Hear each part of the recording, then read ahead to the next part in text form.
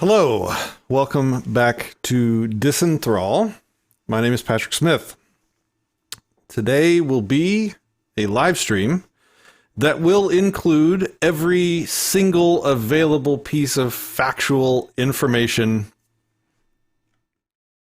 on the situation that has been developing in Houston, or I should say the situation that happened in Houston, Texas several days ago, in which police, serving a drug warrant, broke into someone's home, murdered every living thing in the building, got shot in the process, and have been on their fainting couches ever since.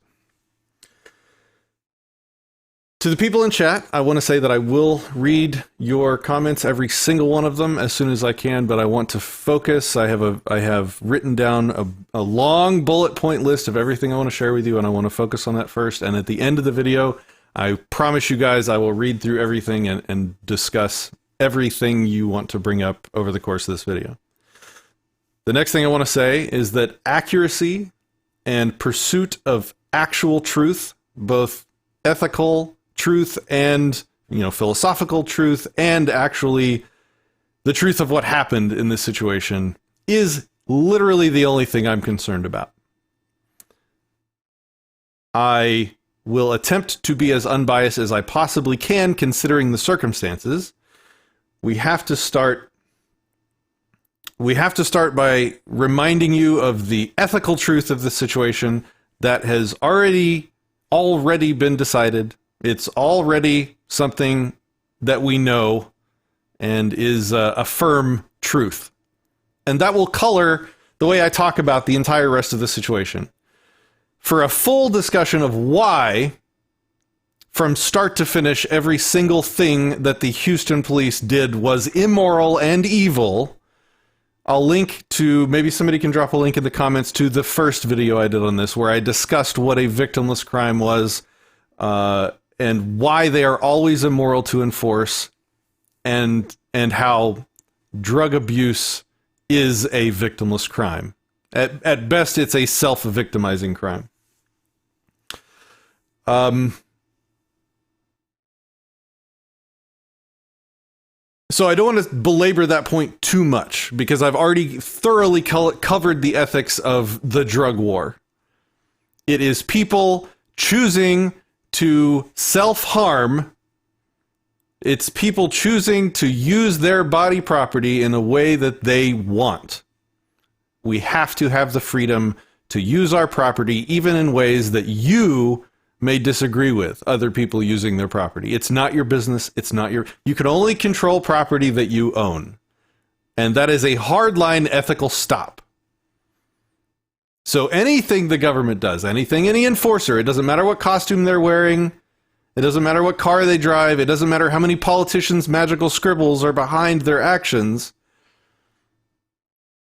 if they are bringing force to a peaceful situation in which somebody is using their property in a way you don't appreciate or don't approve of, bringing that force is immoral, is evil. And again, I'm going to stop there because I really went way into this in the first video in this series.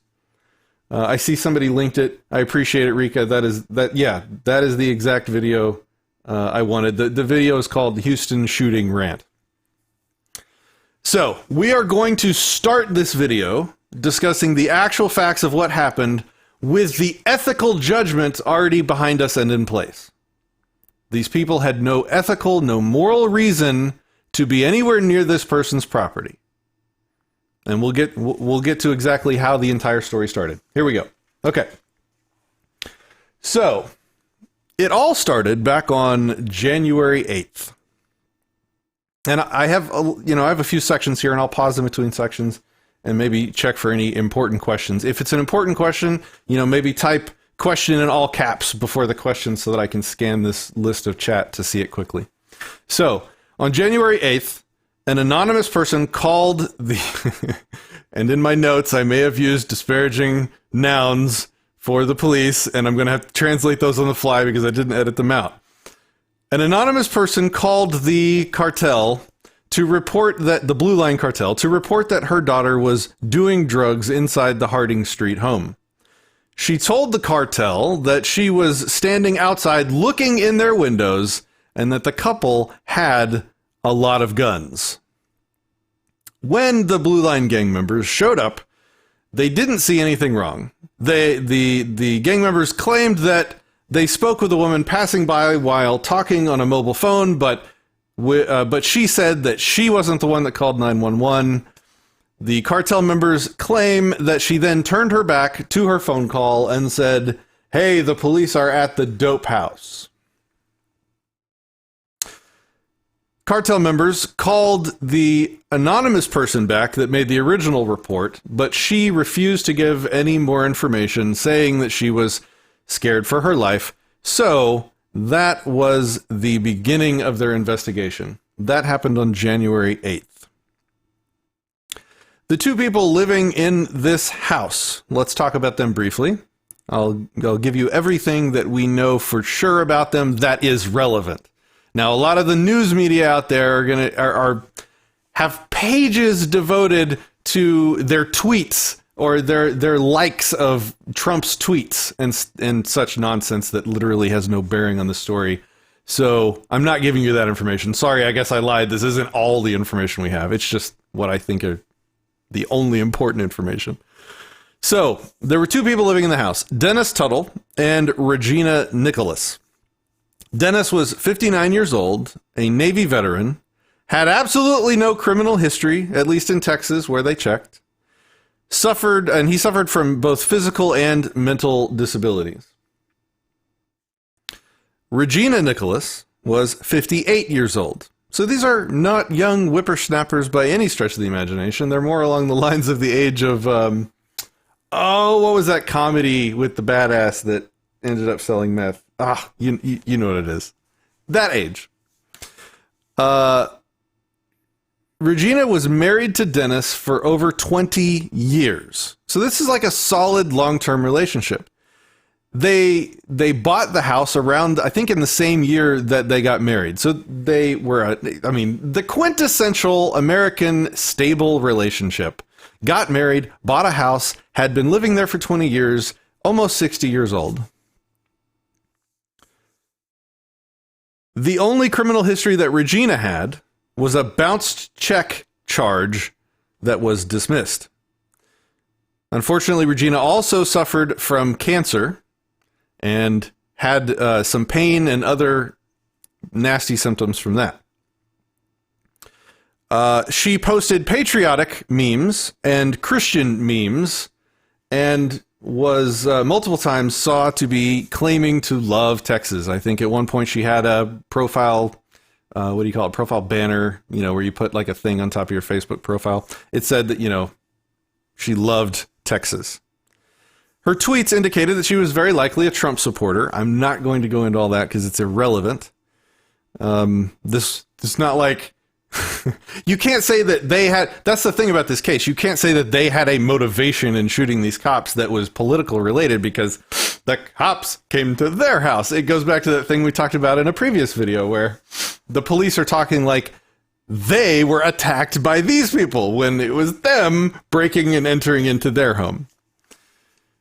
On Facebook, she liked some interesting pages that I will mention because some of them are related. Mitt Romney, Donald Trump, Support Our Firefighters Political Action Committee, the Louisiana Cajun Navy, the Texas Sheriff's Deputies, that's law enforcement, All Cops Lives Matter. She liked the page All Cops Lives Matter. She liked Houston, Texas SWAT Team. And she liked the Starkville Police Department page. Sheriff Deputies, All Cops Lives Matter, Houston, Texas SWAT Team, Starkville Police Department. I thought those likes were a little relevant to this situation. So a lot of this, I'm going to give you the facts and let you kind of make of it what you will, because to me, a lot of this is pretty apparent. And I'm wearing my smart person glasses today, I hope they're working. Okay. So that January 8th is where we started. The neighbor called, and on January 27th, the cartel sent a confidential informant, CI, who I will heretofore refer to as the Rat. Sorry, I'm not claiming to be unbiased here because we've already made the ethical judgment. I can be biased against evil people. I'm fine with that. And if you think that makes me less credible, then that's on you. I'm still giving you the facts. I may just be calling them names you don't approve of. Cartel members sent their rat, who, according to the Blue Line gang member, that said he was, sorry, I'm translating too many insulting names for cops here. So the cops sent a confidential informant who watched the CI go up to the house, into the house, and come back out from the house straight back to the CI. The CI was searched before going into the house to make sure they didn't have any drugs. The CI was searched after they returned from the house and had and was given money to purchase drugs with. Returned from the house with a little bag of dark brown or brown powder, which I guess they said was black tar heroin. So January 27th, the CI thing happened. The informant did the heroin buy. This is allegedly. This is what the cops are saying. I should say that for everything. Anytime I'm going to try and be clear who's saying things here because I have a hard time believing the cops in this situation. So they placed surveillance on the location, and I think this will be more important later in the video. January 27th, they did the drug buy. They started surveillance on the location. The rat apparently had a history with the cartel members, having helped them at least 10 previous times, leading to narcotic arrests and seizures. So that's why they said that in the search warrant. They said that, oh, we have faith in this rat because they've helped us more than 10 times previously in cases where we did make drug busts and seizures. Okay, January 28th, the day of the event. We're going to start at 1:30 p.m. Houston Municipal Court Judge Jordan Markham approved a no-knock drug raid search warrant. The cartel member who applied for the warrant claimed that he sent a confidential informant to buy heroin from, quote, a white male whose name is unknown. The pig claimed the rat... pig. Damn it. See, I was trying to not say that.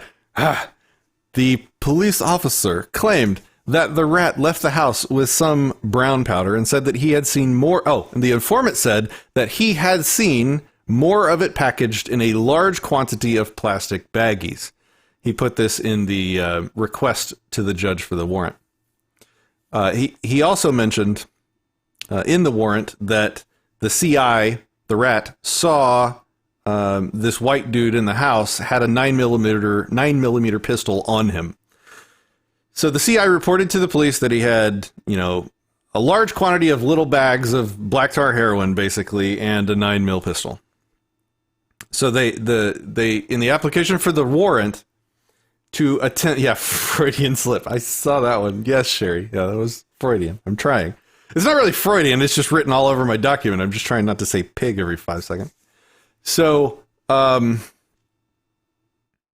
the request for the warrant, he used the fact that there was a large quantity of drugs and a weapon to convince the judge to let it be a no-knock raid.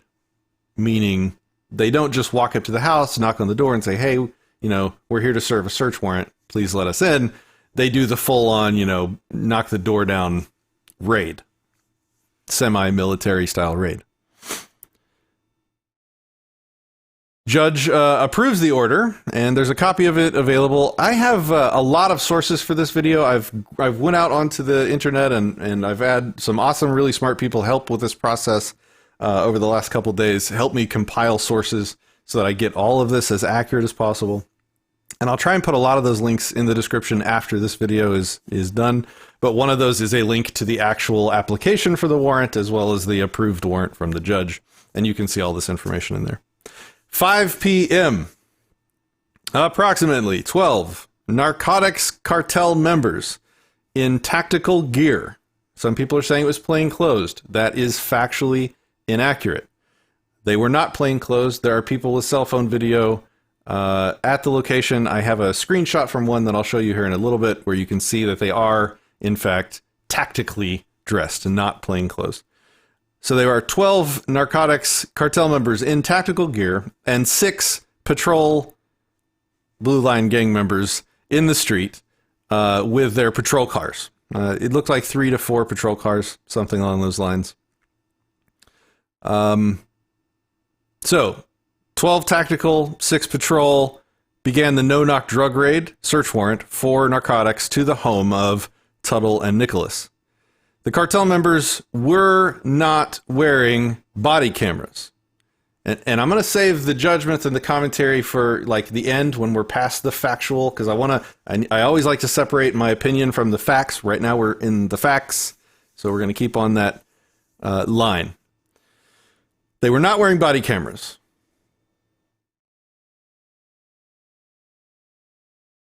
Trying to withhold my opinion.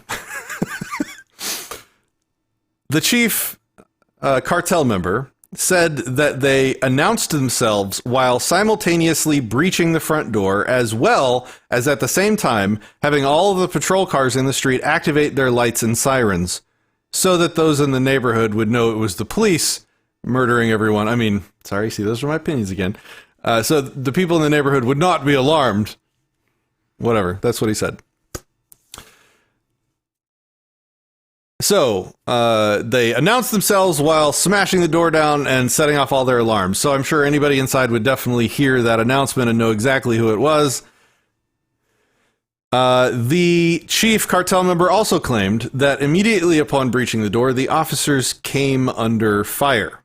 The first Blue Line gang member that entered the house was charged by a pit bull. He was wielding a shotgun and he used the shotgun to kill the dog. Tuttle apparently had initially backed up and then came back around from the back of the house and opened fire with a revolver, hitting this first dog murderer in the shoulder, who then fell onto a sofa, the first of many fainting couches the police fall on over the coming days. A little humor there for you. The chief cartel member claimed that Rhogena Nicholas reached over the fainting couch cartel member and started making a move for a shotgun. Quote, started making a move for his shotgun, who apparently had... this was in my notes. So one of the people helping me compile this added this. So this part is opinion. The lady who had, health and pain issues from cancer, thought it was time to use some of her ninjutsu to make a move for this guy's shotgun who'd fallen on the couch. Okay, back to facts. More Blue Line gang members then entered the house, shot her to death. The Blue Liners then claimed to begin, quote, laying down cover fire while, quote, heroically extracting their, quote, people. It's really hard to not editorialize, sorry. A question was raised by a reporter at one of the conferences whether any of the multiple police injured in this altercation was hit with their own, with like friendly fire. We'll get to that a little bit later, but this would have probably been when that happened. So a firefight sort of ensued right as they were sort of trying to tactically retreat with cover fire. Apparently, this guy with a .357 revolver. I should have researched this beforehand. I think there's 6 rounds in that gun. Managed to hit 4 cops, 2 in the neck, like two different cops in the neck, and the first one in the shoulder. And then the fourth one, I'm not too clear on where they were shot. So basically, after they tactically retreated with cover fire, they sent in 2 robots that, quote, did not or do not possess lethal capabilities to assess the scene. The robots discovered Dennis and Rhogena had been murdered. They were dead. All said and done, 4 gang members were shot. 2 were in critical condition, the ones that were shot in the neck, and then a 5th one had blown out his knee in the altercation. All they ended up finding in this house, and we'll get to this more later, was some weed and something that they reported to the public as white powder. They later claimed that the white powder was quote, either cocaine or fentanyl. A little ambiguous. You'd think if they knew it was drugs, they would know what kind of drug it was. But they then even later claimed that it was, in fact, cocaine.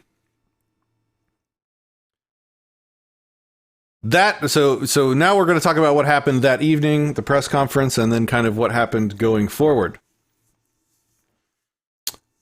The chief Blue Line Gang member, Acevedo, I think I'm getting better at saying that name, said in a statement that their investigation was on a residence in the, quote, 7800 block of Hardy Street. Listen to my words, because I'm quoting the video. 7800 block of Hardy Street. And I'll have a link in the description to this initial press conference. You can go look at the initial press conference. Hear him say Hardy Street. He said about a dozen narcotics pigs and... I did it again.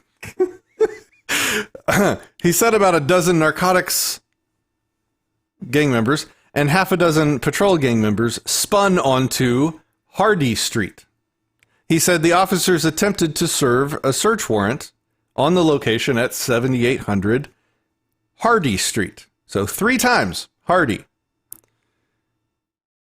The search warrant, however, says 7815 Harding Street. Both of those streets and both of those addresses exist. We'll get to that later. The chief cartel member also says that he doesn't think any of the officers were injured by friendly fire, but if they were, that's the fault of the people in the house that shot at the heroes serving, quote, serving a lawful search warrant. Again, it's this belief in authority.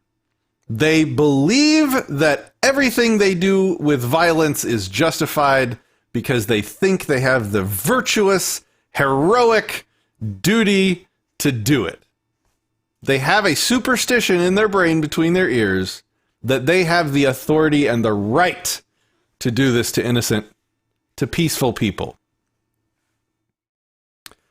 So they them breaking and entering, murdering the dog was their fault. was Rhogena and I always forget his name. Rhogena and Dennis's fault. The chief cartel member also claimed that the home was locally notorious as a drug house and a, quote, drug house and a, quote, problem location, and that the, quote, neighborhood thanked our officers for the raid. I think, let me go ahead and read this, and then I'll play the clip that's going to show the difference between what the chief cartel member said and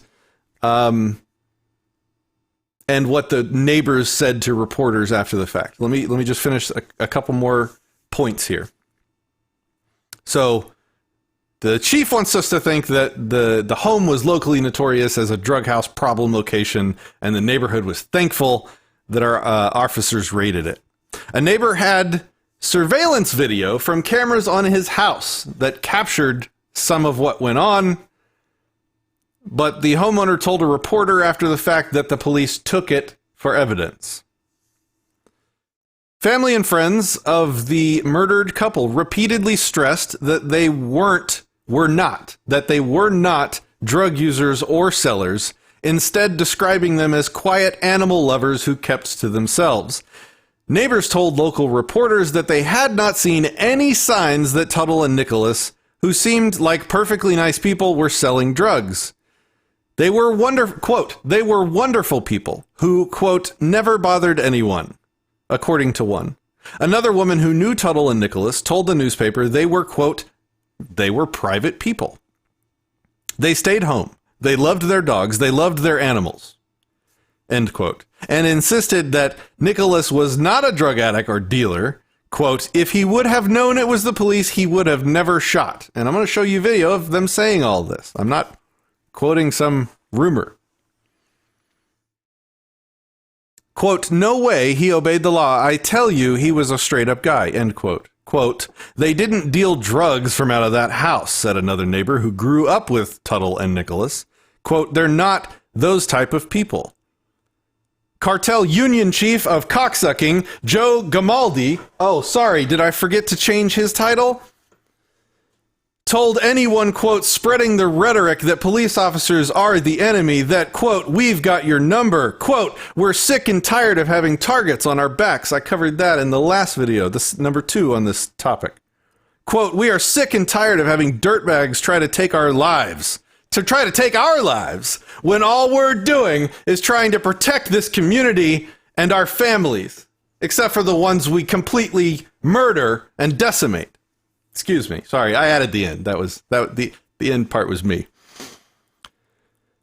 2 days later, Joe Gamaldi doubled down in a Fox and Friends interview, blaming activists and talking heads for what he said was harmful narratives. Pretty much this entire video is probably what he would say. Chief cartel member Acevedo said Gamaldi, quote, went a little over the top. So even the chief thinks he went too far, quote, a lot over the top, if you ask me, and said that he, not Gamaldi, ran the Houston cartel, and that Gamaldi's words had had a, quote, damaging impact. Okay. That is the end of pretty much everything that we know. Now, there is a list of probably 10 more bullet points that I cannot find credible proof of at this time. And if some of that stuff ends up being true and important enough, I will definitely do another video about it, but I'm trying my best to not include bad information that hasn't been published in a reputable source or that I haven't seen firsthand video of myself. Before I continue on, I'm going to now play for you a video that shows you the difference between the cartel chief and the neighbors.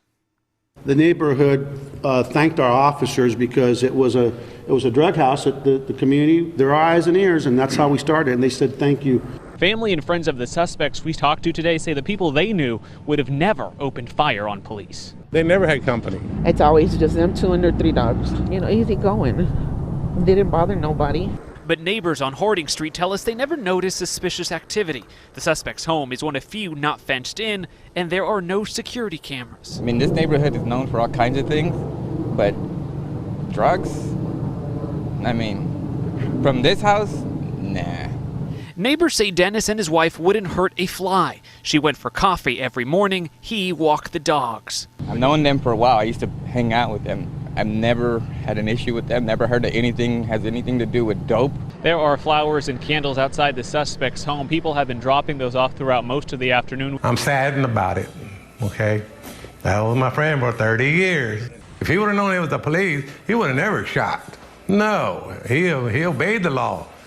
I tell you, he's a straight guy. The neighborhood thanked our officers because it was a drug house at the community. Their eyes and ears, and that's how we started. And they said thank you.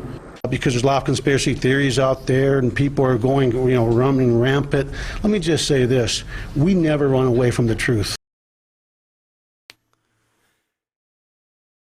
So which is it? Is it the neighborhood is thankful for the raid, or is it the neighborhood is sad to see what happened and are leaving flowers on the dead couple's doorstep? Well, I saw the flowers, so I know who I believe. Okay. I'd like to go through a few questions.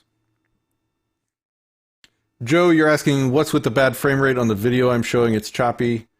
I controlled the frame rate on the clips that I used from news sources so that I had less of a chance of getting copyright strikes on my channel, because that's another cartel that we'll talk about in another video.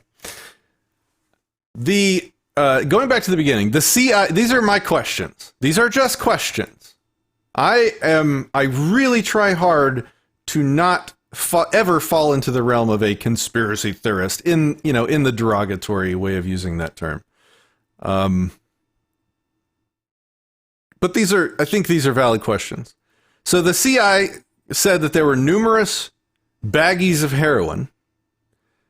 The CI said, and then we know that the house was under surveillance from that time until the raid, and the raid turned up no heroin. Where did the heroin go? There's several options for how that could make sense, but I'll leave it for you to decide.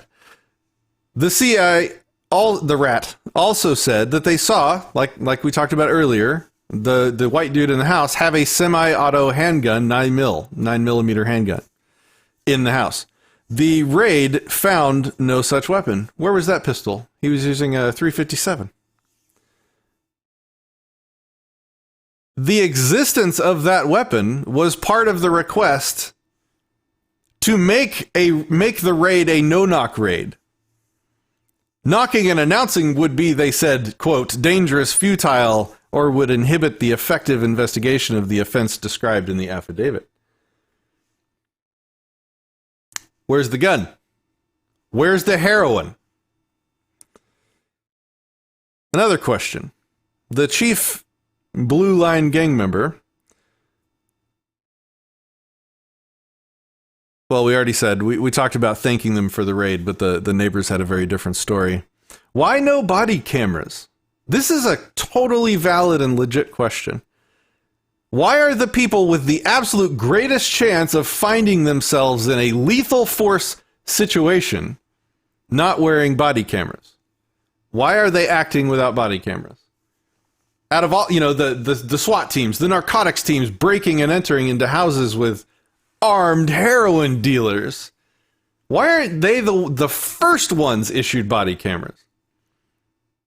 And why is the video from those body cameras automatically wirelessly live streamed to a server that we can all watch to make sure that our people are doing good? Oh, these are those questions that these are those questions. I'm so bad with these people's names. Who's that asshole? Where is he?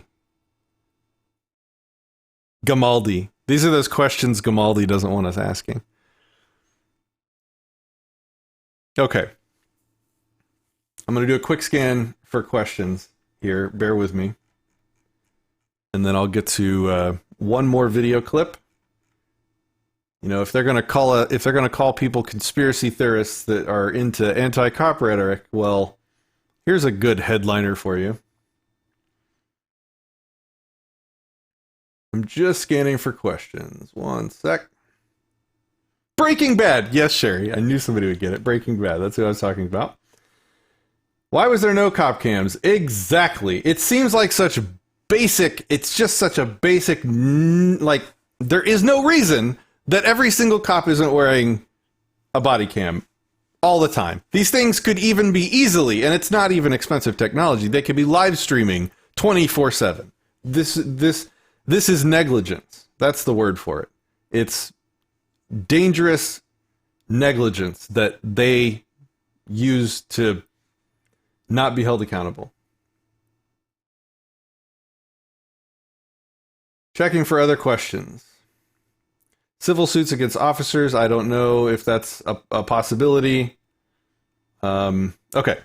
So let's go back to the beginning to make this early point. Remember, I told you that in the press conference, the chief cartel member repeatedly said Hardee Street instead of what the warrant said, Harding Street, which is the address that they actually raided. So apparently they correctly raided Harding Street. That was the two people's house. That was the couple's house that was raided, and that was the address listed in the warrant. But it wasn't the address the chief said. And maybe, what if it was the address the chief said and the guy wrote it wrong in the warrant? It's just a question. But what I do see is this house over here. This is 7815 Hardy Street, Hardy. Hardy Street. The name of the street the chief said in the press conference. Now, this place is hardened. It has gates on all the doors, bars, and whatnot. A lot of the windows are broken out upstairs. And it also has a very high-tech, expensive camera system. But now between the two locations, this looks more like a drug house to me. And some of the paraphernalia I'm seeing on the ground really kind of shows that. Now these cameras are equipped with night vision, and they are numerous. They're not just one of them. There's 2 or 3 that I see right off the top of my head. Okay, so first of all, thank you to News Now Houston. That's the YouTube channel that did that investigative reporting. I'm not making an accusation here. I'm just asking the question. We have the house that was raided. No bars on the house. There's not drug paraphernalia around. The neighbors say they don't deal drugs. The neighbors say they're quiet and don't have a lot of visitors, which you'd think you'd have if it was a drug dealing house. The neighbors are leaving flowers on their door. I'm sure that's not a thing in neighborhoods. I'm sure neighbors don't leave flowers for dead drug dealers' houses after they're raided. No bars on the window, no cameras on the house. Or was it the difference between Hardy and Harding, where we see we have a house with massive bars everywhere, gates, cameras, drug paraphernalia on the ground? They the chief's statement where he said that, you know, there's these conspiracy theorists running rampant. Right before he said that, he said that he is positive, or no, he said that you can trust him. That they got the right house. So he's confident that they got the right house. But at least it's worth asking that question. So that is the end of my, hopefully as objective as possible, reporting on this topic, ethics aside. I don't have to be objective in the ethics realm, because we've already decided that they're the bad guys. Neutral, not objective. I should have said neutral. So if you guys have any questions, I see that one of those guys said sorry for all caps, but he said to do it as a question prompt. I didn't see an all caps question prompt, so if you want to type it again, go for it. Other than that, that is kind of the conclusion of the report. I'm totally open for criticism. If you see that I've missed something, you know, put it in the comments. I don't, like, when I did my first video, I was like, look, I don't do a lot of, daily news type stuff. I don't try and be like a news reporter, but I felt, I don't know, I've followed this story. It's been one of the rare examples where we see police doing overt, disgusting violence in the name of the drug war, in the name of politician scribbles that absolutely violate your self-ownership. And, like, the whole thing hinges on the word of this paid rat who said that they saw drugs and a pistol that were mysteriously gone the following day, even though police were supposedly surveilling the house the whole time.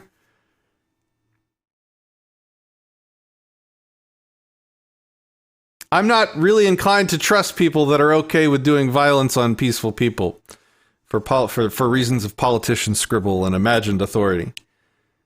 Another lesson that you can get from this is that this is what happens when you call the police. Or I should say, this is what can happen when you call the police.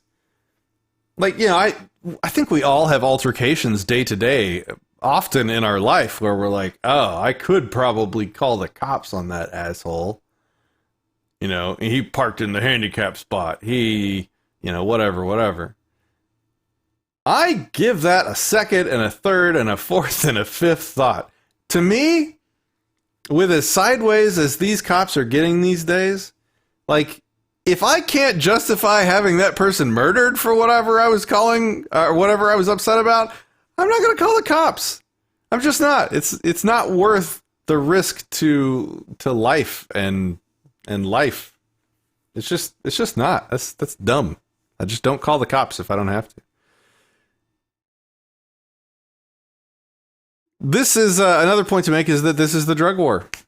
When you allow people to think that they have the rightful authority to violate your self-ownership because they have deemed certain behavior of yours to be right, wrong, ethical, evil, indifferent, this is what happens. This is the way those laws are enforced. This is the only way those laws are enforced. The threat of violence. It's just that in this situation, we have an example of that violence being played out instead of just being a threat, which is like 99% of all government control. Every single law that you've ever imagined that prevents people from doing something is backed by a gun. If the law isn't backed by a gun, people are going to ignore it. Even a stop sign. You run a stop sign. Cop pulls you over. You run from the cop.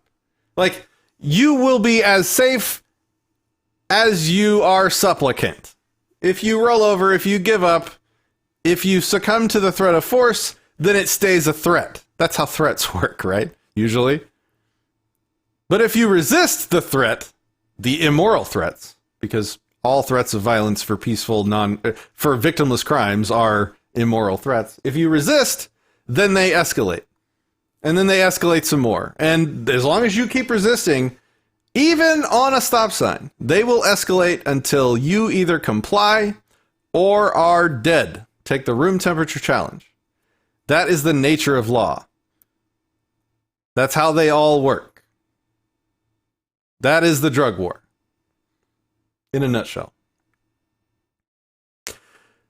The last thing I want to say, I'll scan one more time for questions after this. The last point I wanted to make is just to anyone watching that doesn't understand what I'm saying about victimless crimes, about immoral, imagined authority that the police are acting with. There's a book called The Most Dangerous Superstition, written by a guy named Larkin Rose, that will clarify a great deal of what I've said.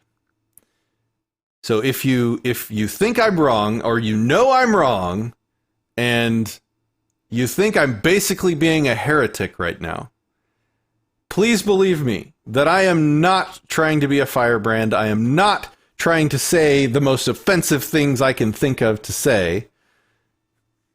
I'm joking a little bit around the edges in kind of mean things to say. Yeah, I agree. I am speaking from a place of clarity on the morality of the situation, the morality of who can use force on who and why. And if you have any questions about anything I've said, please private message me. It doesn't even have to be like a public nasty thing. I am open to a genuine conversation with anybody that wants to have a genuine conversation with me on this topic, and on the topic of force and authority and, you know, the rightful power of these enforcers who I've been calling all sorts of names, like cartel members and blue line gang members. And if you don't want to engage with me, that's also fine. Check out that book, The Most Dangerous Superstition by Larkin Rose. It'll be an important book for you to read. And then maybe come give me contact me and let me know what you think, or if you have any thoughts, or if you still disagree. I'm always open for disagreeing conversations that are genuine. All right, let me do a final scan for questions and comments, and then I'm going to call this stream and go enjoy my family for the evening while we still aren't getting no-knock rated. They always say those who have nothing to hide, hide nothing, yet the police often withhold information even when they are wearing body cams. Very, very true, Sherry. One of those guys, I see your all caps now. Have you seen that police forces are citing cost as a reason to ditch cams? Were that the case, they would just raise the ticket quota. I mean, the cost of their equipment is outrageous. Their little land tanks, I'm sure, could outfit every cop in the entire quarter of a continent with live streaming body cameras 24/7.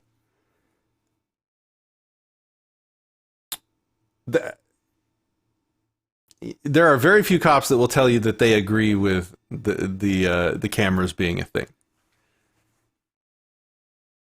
And the cameras are real janky too. It's like the cops can turn them on and off, and I'm saying, like, look, if these guys are supposed to be my employee, which they aren't, we know they're not.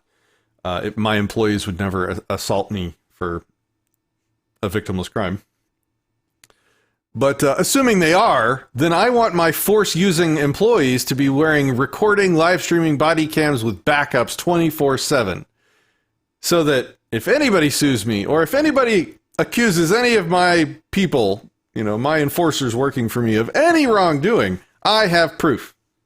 To not want that on every single one of them 24/7 is questionable as crap, in my opinion.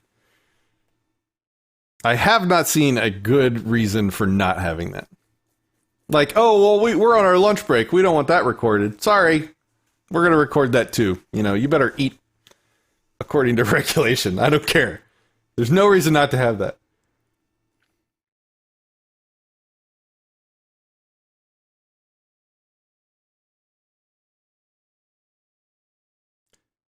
Froggy says, never call a piggy. Call your neighbors. They will stand behind you more than a piggy from my own experience.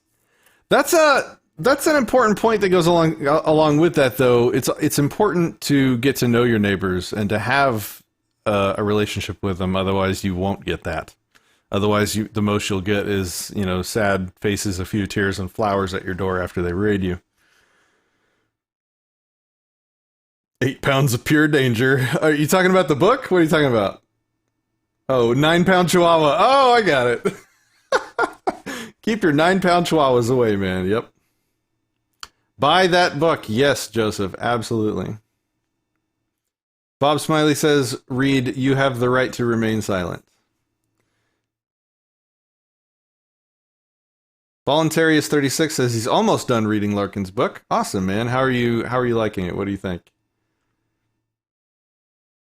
Thanks, don't comply for the compliments. Sherry has linked the book on Amazon. It really isn't that expensive. It is absolutely worth it. It's like $7 or something. I forgot.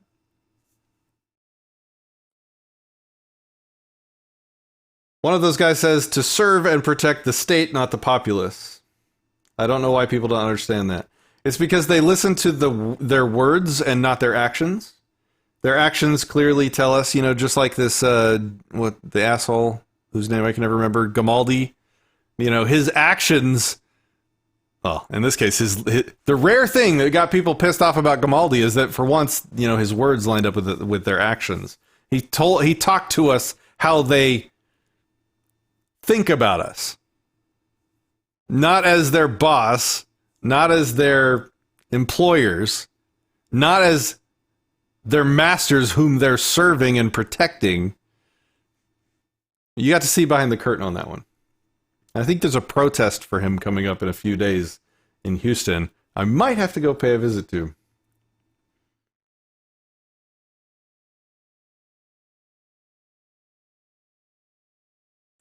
Sherry Voluntary says, Larkin's book is one of the best foundational things you can read. I absolutely agree.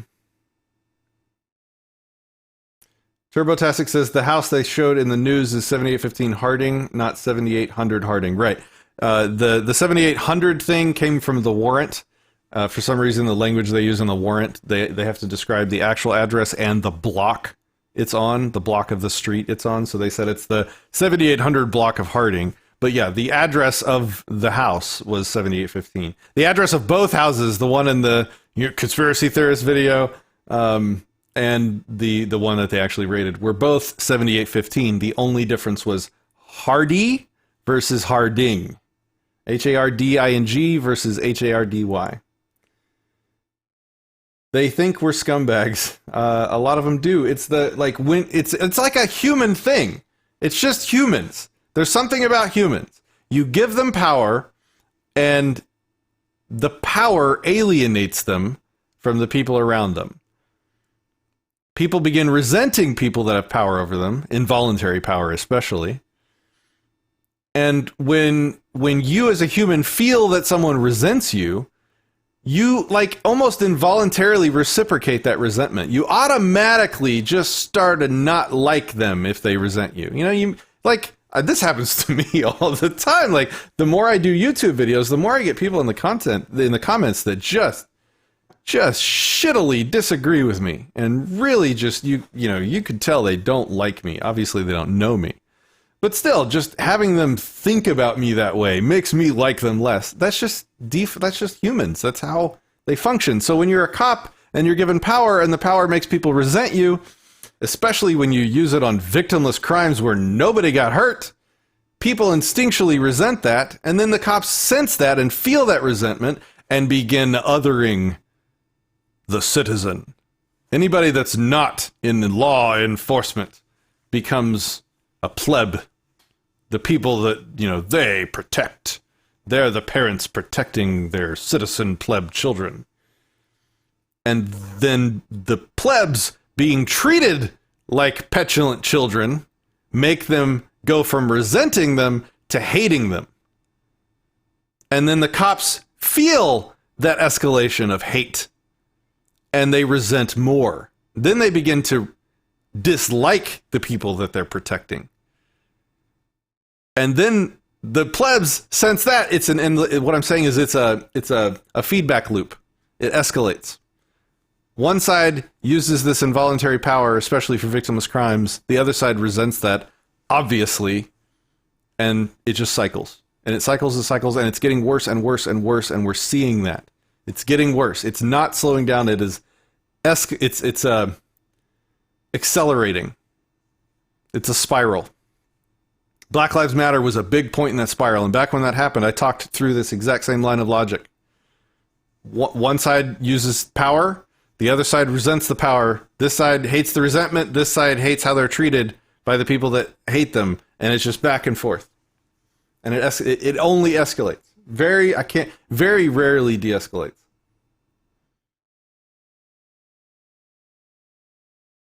Froggy says CopCam had the Indiegogo project to put a camera on every officer that can't be turned off or tampered with. Didn't go anywhere, though. That's unfortunate. Rika says she hasn't finished Larkin's book, but I came to this understanding first, then sought out others who had this knowledge. If you're already aware of the non-aggression principle, already, a voluntarist type, it might be more of a remedial read for you. It's still really good, though. It's still really fun to read. Sherry says, when you're a hammer, everything becomes a nail. That's what power does. Absolutely. Decompiler says, the Milgram experiments showed that. Exactly. And there's been some people that have tried to debunk the Milgram experiments, but the response from Dr. Milgram absolutely debunked their debunking.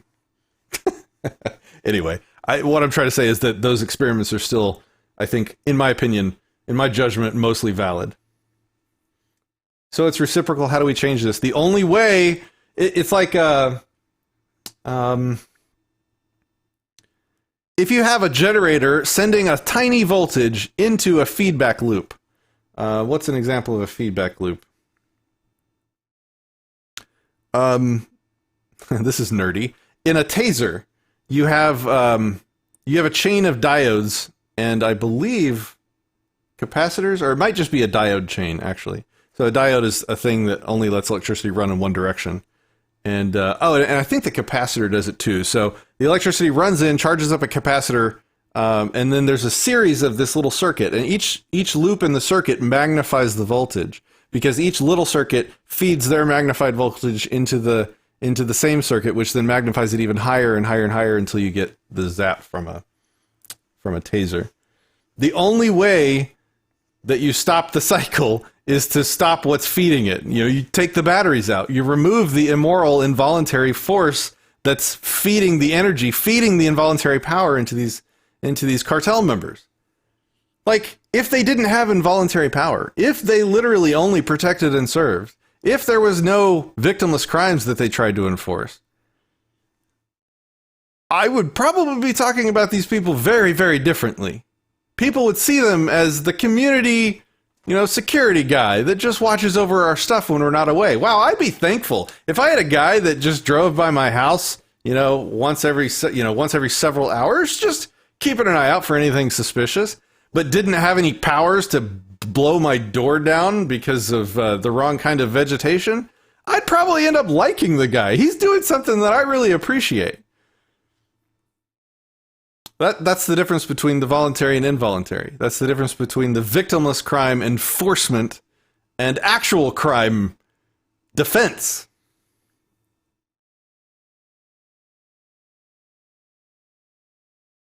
Feedback from a speaker. Exactly. That is a better, I'll give you that. That is a better example than the one I gave. Thank you, Andrea.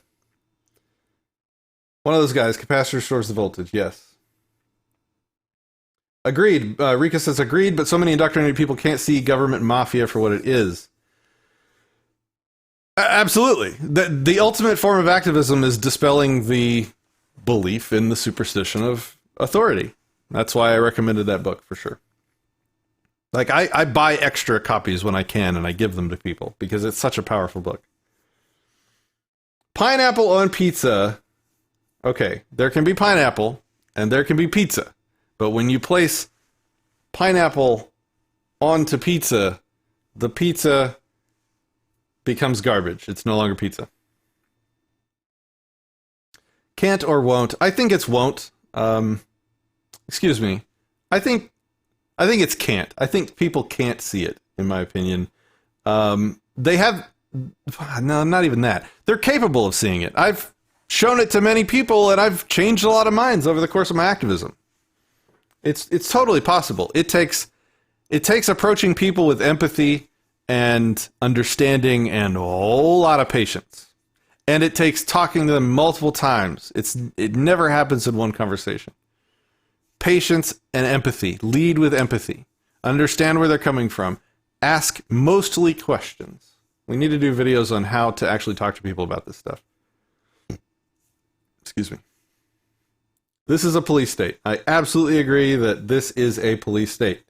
And our cartel is not much better than some of the stuff the cartel does in other countries. I'm reading a completely unsubstantiated story on Facebook right now about somebody that leads an event related to an Acapulco called an Acapulco, who just had, they live in Acapulco, Mexico, and they just had like this is all unsubstantiated. They just had 6 guys break down their door and shoot her husband.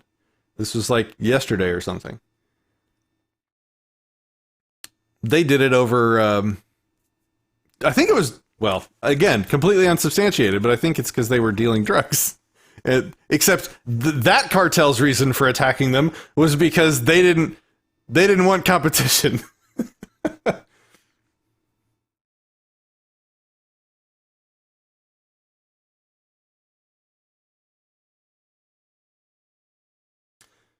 Vormy, yes, multi-streaming to YouTube and Twitch. What wizardry is this? It is techno wizardry. All right, guys. I think I'm going to call it there. I have really enjoyed your company. I hope that this was informative. I hope you learned some things that you didn't yet know about this story, and I hope it was helpful. If you enjoyed my style of commentary on current event type stuff, let me know. I can try sticking to the more esoteric philosophy and the street activism. I kind of enjoyed doing the research on this, and I enjoy giving a solid attempt at being objective and reporting facts, and then following up those facts with like philosophy and ethics-based commentary. If that's something that you want to see more of from me in this channel, drop it in the comments. Let me know. Like the video. Share this video. Check out our Subscribe Star, which seems to be like it could definitely replace Patreon at this point. So if anybody is sick and tired of Patreon, check out our Subscribe Star. Link will be in the description later. And we also have a Bitbacker for people that want to use anonymous, or I guess a semi-anonymous crypto. So, guys, thanks for watching. I love you guys. Thanks for being the Disenthrall audience. Let me know if there's anything I could do to improve. Until next time.